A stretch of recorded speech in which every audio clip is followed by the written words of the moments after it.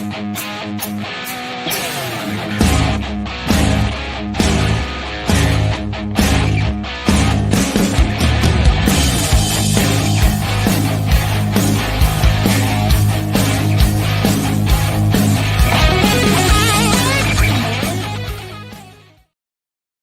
into the Solo Shot Sports Podcast. I'm your host, Dom Manna. Happy Solo Shot Saturday, everybody.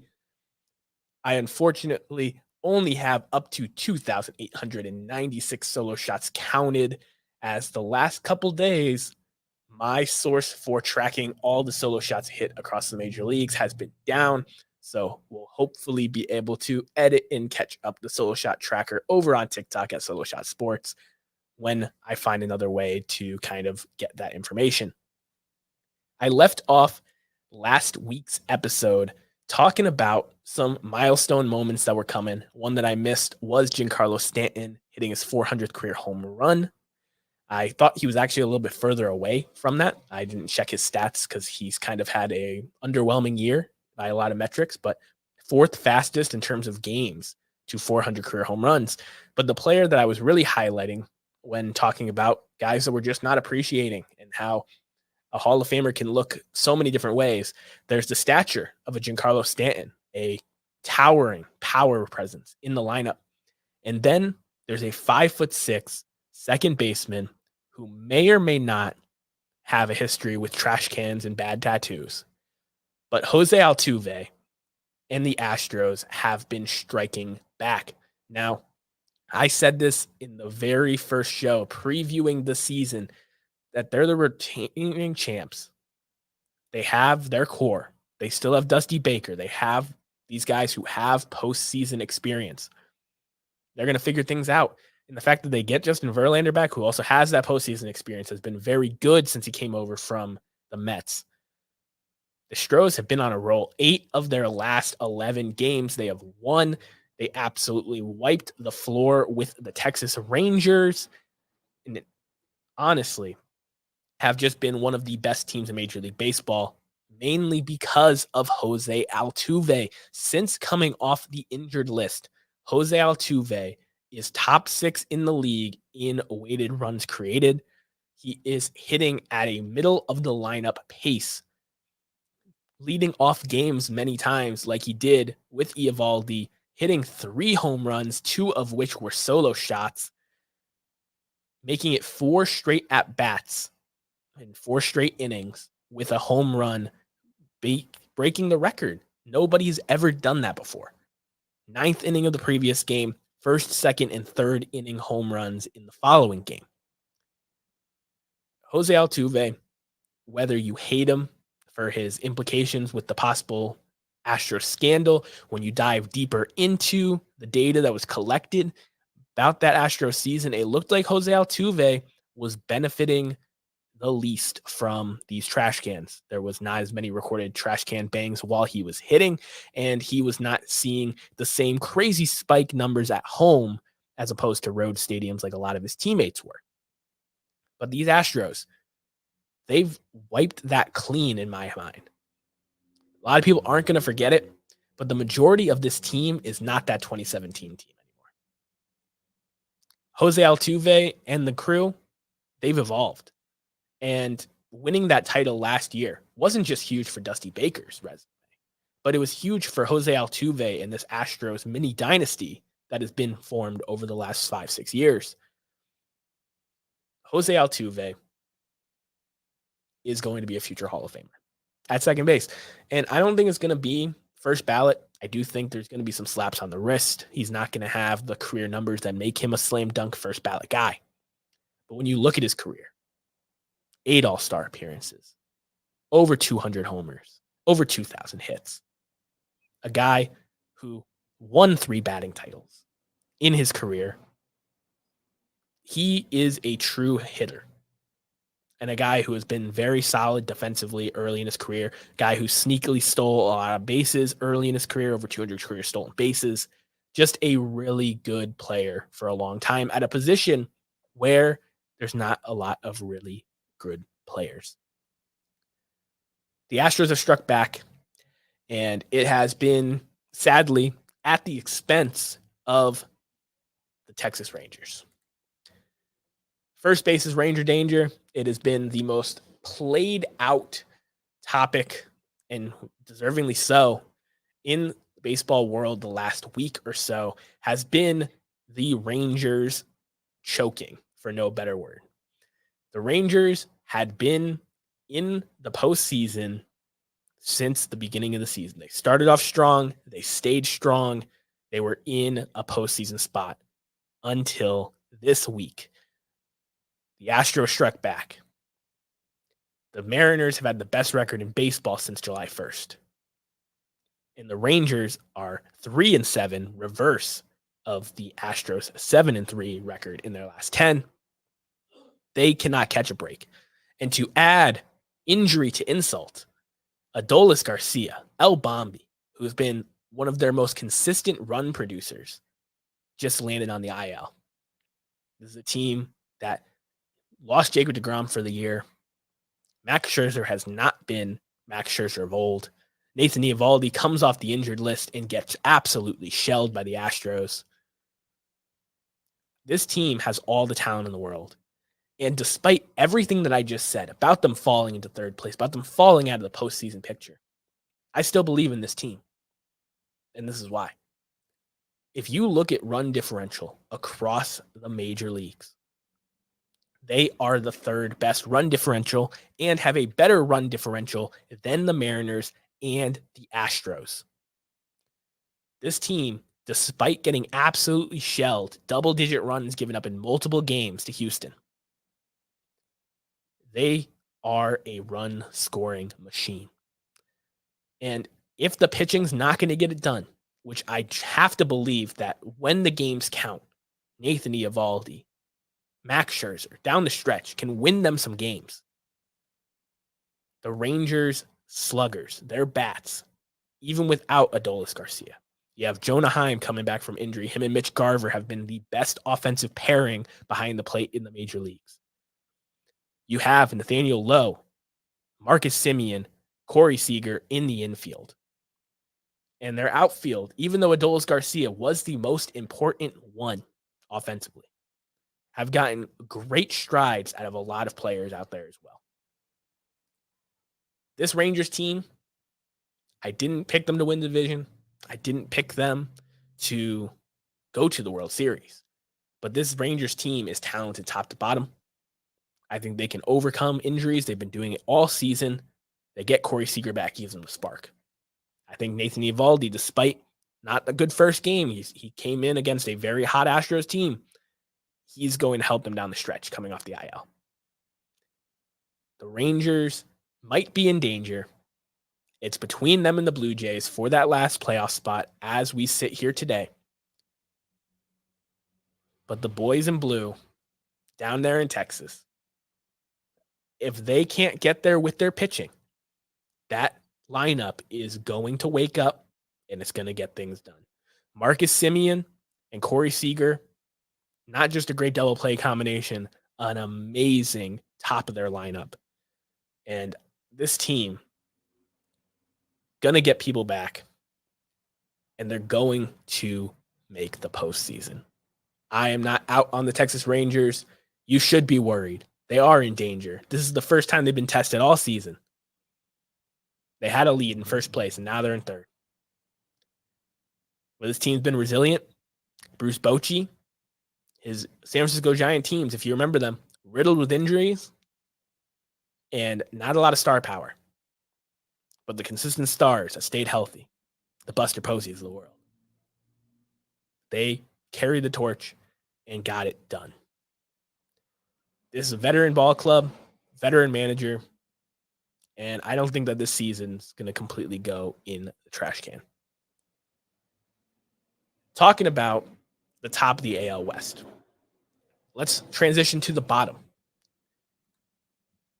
The best of the worst. Yes, I talked about it early this season, and it's something that kind of has gotten completely overshadowed now as we're talking here in September. The Oakland A's had one of the worst starts in baseball history in terms of run differential, in terms of winning games. And guess who's caught up? If you look at my standings right there, there is a half game lead that the Kansas City Royals have on the Oakland A's. And the Oakland A's are finally starting to roll. The swinging A's with Zach Gilloff and a bunch of other young players are putting together some competitive baseball. They're winning games. And I think they're motivated to not have the worst record in baseball. They were so far ahead. I even said it a few times on this show that the Royals are so lucky that the Athletics exist.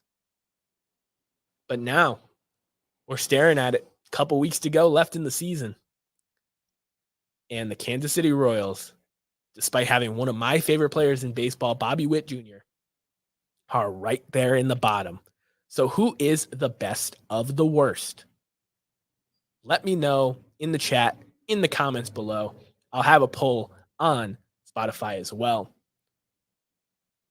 The Kansas City Royals, a young team with no pitching, and the Oakland A's, a hodgepodge mess that went from historic failure to possibly not the biggest laughingstock. I think it's a very interesting topic. The Royals having Zach Greinke there as a guy who's pushing for his 3,000th strikeout. I think he's going to pitch one more year to get there. Having Bobby Witt Jr., having some other young players, Melendez, doing their thing, with Salvador Perez still swinging behind the plate. You don't think as them being that bad. But in arguably the worst division in baseball, the American League Central, they haven't been able to get ahead. They've been behind all season. Bobby Witt Jr. doing things that I think a lot of people didn't realize were possible. This team, they wear better uniforms, they have a better ballpark, but they're just as bad as the Oakland A's. And I think this is going to be a fun thing to watch, especially for those of you your team season hasn't went the way that it went and you're just waiting for postseason baseball. Check out how these teams finish the season. Check out how these Kansas City Royals finish September, how the Oakland A's continue to rebound with some great outings from some pitchers, as well as Zach Gilloff hitting out of his mind right now. I think it's a really fun story that nobody's talking about because who cares about these teams? But to me, these guys are all professional athletes. They're not going out there trying to lose. They're trying to be successful, earn paychecks, and put food on the table for their families. And seeing the Oakland A's, who were just thrown in the dumpster, had their reverse boycott and all the stuff going on during the beginning of the season that's quieted down significantly. Seeing them stay there and kind of catch up to the Royals, who were bad, but definitely better than them. I think it's a real pride battle. Both teams with no postseason hopes, but something to prove to themselves, to their fans, and to the game of baseball.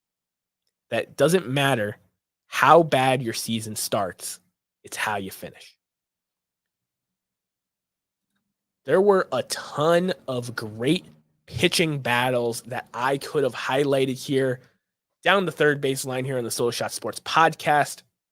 I like to throw back to a day in baseball history where an amazing game or milestone happened. And there were plenty. Back in 1908, Cy Young of the Boston Red Sox and Rube Waddell of the A's went 13 innings each, neither surrendering a walk. And this wasn't the pitching game of the day. You look forward, Babe Ruth outdueling Walter Johnson for the fourth time in a season on September 9th. Not the best pitching performance of this day in baseball history. But then a pitching duel for the ages. One name most of you will know, and another that truly does not get remembered for how solid he was for a stretch there for the Chicago Cubs. And on this date in 1965, the left arm of God, Sandy Koufax, threw a perfect game against the Chicago Cubs, besting Bob Hendley, who only allowed one hit in a 1-0 ball game.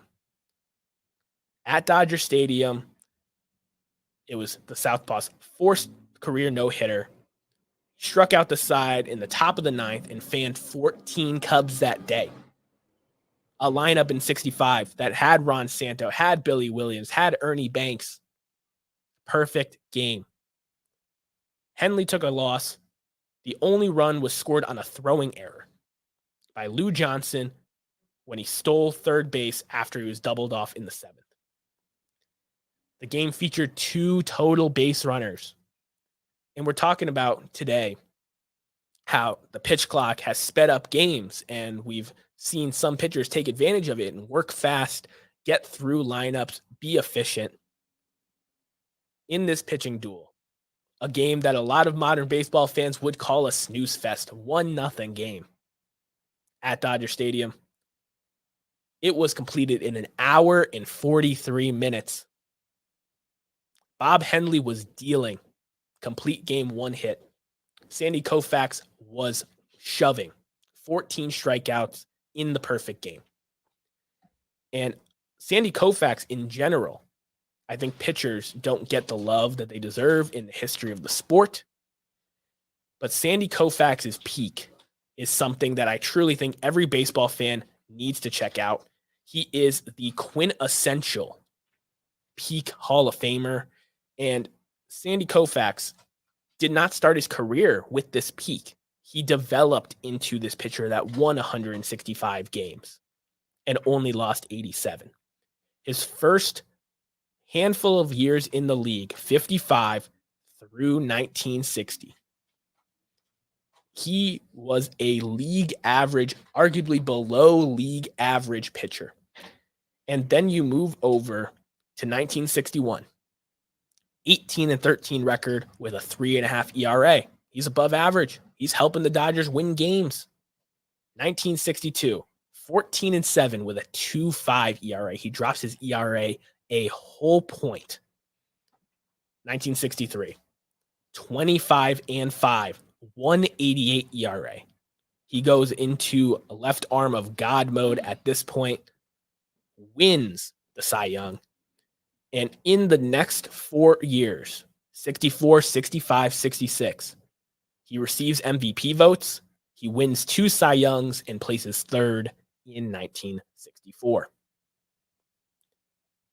He was unstoppable, leading the league in strikeouts 4 times, 3 300 strikeout seasons. We're talking about Spencer Strider of the Atlanta Braves, trying to be the first pitcher to throw 300 strikeouts in a season, with how many strikeouts there are in the major leagues today since 2019, when Garrett Colt and Justin Verlander both did it in Houston. He was an absolute animal, a guy who gave up less than 50 earned runs in the year that he didn't win the Cy Young during that 4-year prime stretch, that God mode prime. And Sandy Koufax, even though he gets love in the pitching world, he's a living legend. All of the people in the Hall of Fame, he has been in the Hall of Fame the longest because he retired younger and he got in right away. This is a man who's 87 years old. He's going to be 88 this year. Sandy Koufax is one of the greatest pitchers to ever live. And despite his no-hitters, despite his postseason dominance, the best game on both sides he was ever a pitching part of was probably this perfect game thrown in 1965 against Bob Hendley and the Cubs. Brutal loss for Bob Hendley, but history for Sandy. Wrapping up the show here, I have to talk about the news that came out. Very Francona-esque, low-key, not about him, but Terry Francona announced softly that it's time for him to hang up the uniform. He's had multiple health problems over the last 5-6 years. And Terry Francona will not be managing in baseball next season. The Cleveland Guardians manager has had a phenomenal big league career, most notably helping my Boston Red Sox break the curse in 2004. Also was the manager for the 2007 team that gets very much overlooked with how dominant they were. Terry Francona was a class act. And when you look at the new structure for the era committee for the Baseball Hall of Fame, they made it where managers and contributors get looked at every 3 years, including this winter, where Lou Piniella and guys of that stature who are still alive are likely going to get into the Hall of Fame. The only stipulation is that you can't be actively managing. You can still be retired for a year. They're not going to make you wait 5 years, but actively managing a team, you're not allowed to be inducted. So Bruce Bochy, who came out of retirement, Dusty Baker, who's currently managing, they can't get in.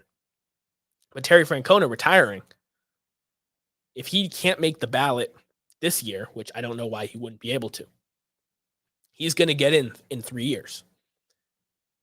Once the ballot cycles around and they get back to the managerial part, Terry Francona is going to be a Hall of Famer, and deservingly so. He's someone that doesn't have 2,000 career wins, but a lot of that has to do with the fact that he didn't have losing seasons.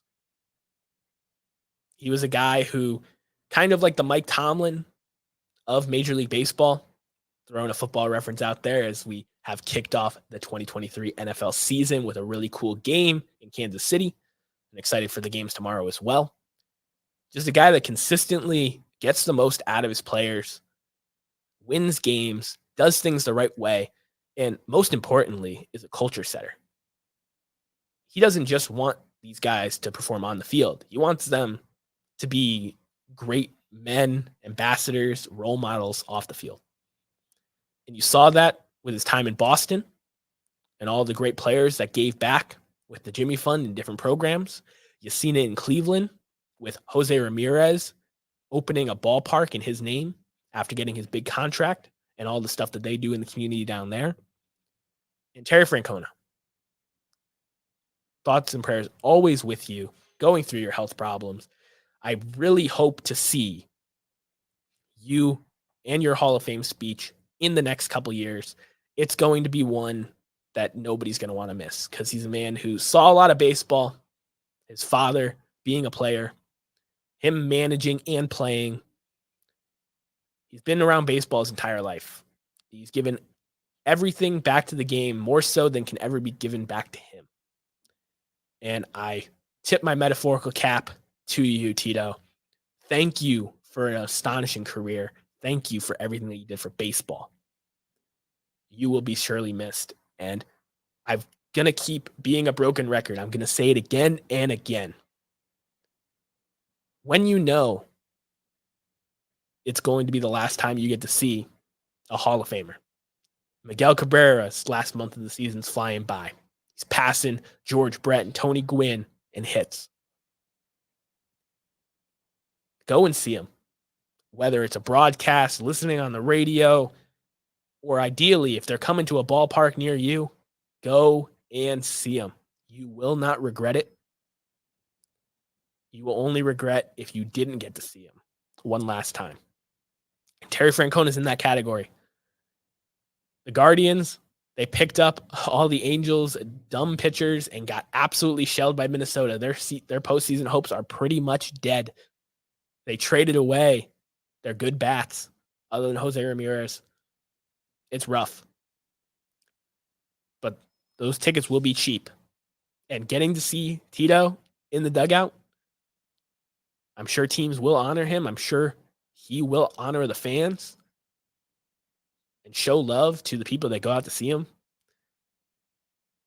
There's always a reason to watch a game, whether it's one player, one manager, one moment. Doesn't matter if teams are in the bottom of the standings like the A's and Royals or serious World Series competitors like the Braves, the Dodgers, the Astros. Every game means something to every person involved, and it means so much to us baseball fans to be able to witness greatness of Miguel Cabrera's and Tito Francona's. And I hate to say this as a recent example, but Andrew McCutchen is in that same category. He didn't announce that it was going to be his retirement, but the injury that he suffered that has ended his season, suffering at 36 years old, this late in the year, it could be the last we've seen of Andrew McCutchen. And he had some great moments in that first half when the Pirates were in the swing of things and he was a very good bat. He struggled.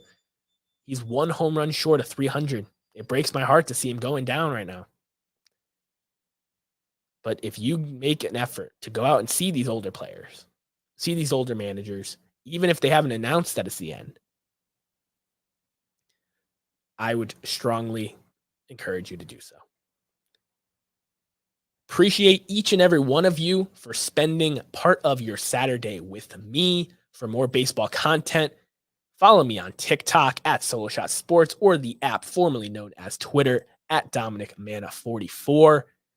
If you enjoyed the show, learned something, and love baseball the way I do, please subscribe to the channel on YouTube, follow it, and leave reviews on Spotify and Apple Podcasts. It helps me incredibly, and share it with other baseball fans as we move towards the postseason in a couple weeks here. It's been an amazing 4 months so far doing this show revamped here at ETV, and I appreciate each and every one of you who has checked me out and given this show a shot. Hope you guys all have an amazing Solo Shot Saturday, an amazing weekend of NFL Week 1 football, and I will catch you guys in the next one. Peace.